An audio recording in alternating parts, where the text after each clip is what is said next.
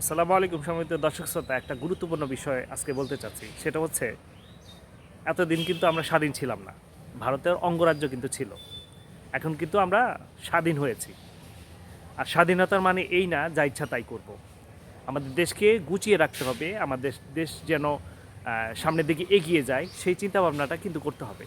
আমরা যেভাবে উচ্ছৃঙ্খল করছি, যা ইচ্ছা তাই করছি, এটা কিন্তু আসলে স্বাধীন দেশের কোনো উদ্দেশ্য আমি মনে করি না। এটা কিন্তু সন্ত্রাসী রাষ্ট্রের মতো পরিণত হয়ে যাচ্ছে।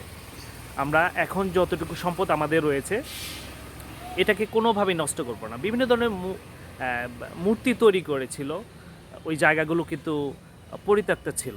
ওই মূর্তিগুলো সরিয়ে আমরা ওইখানে যদি ভালো কিছু স্থাপনা তৈরি করতে পারি, তাহলে কিন্তু আমাদের সার্থকতা আমি মনে করব। অনেক জায়গায় দেখা গেল যে টাইলস করে কিন্তু মূর্তি বানানো আছে। সেই জায়গাটা পুরোটুকু না ভেঙে যে অংশটুকু রয়েছে, সেই অংশটুকুর মধ্যে যে অন্য কিছু, অন্য ধর্মীয় কোনো কিছু কিংবা শিক্ষণীয় কোনো বিষয় যদি দেয়া যায়, তাহলে সেই জায়গাটা কিন্তু মানুষের ওই মূর্তির চেয়ে কিন্তু সোয়াবের কাতার কিন্তু চলে আসতে পারে। ঠিক আছে? এই বিষয়টি একটু লক্ষ্য করবেন। আর অনেক ধরনের জ্বালাপোড়াও হচ্ছে। আসলে এটা কিন্তু মানুষের নীতির মধ্যে নাই। ইসলাম কিন্তু কখনো এ ধরনের সাপোর্ট করে না, যে মানুষকে কষ্ট দেয়া, মানুষকে বিভিন্ন ধরনের হয়রানির মধ্যে ফেলা। আর ক্ষমা হচ্ছে সবচেয়ে মহৎ গুণ। আপনি যদি পারেন তাহলে তাকে ক্ষমা করে দেন। সে কিন্তু নিজ থেকেই বুঝতে পারবে যে আসলে সে কী ভুল করেছে। তো সকলে ভালো থাকেন, সুন্দর থাকেন। আল্লাহ হাফেজ। আসসালামু আলাইকুম ওয়া রাহমাতুল্লাহি ওয়া বারাকাতুহু।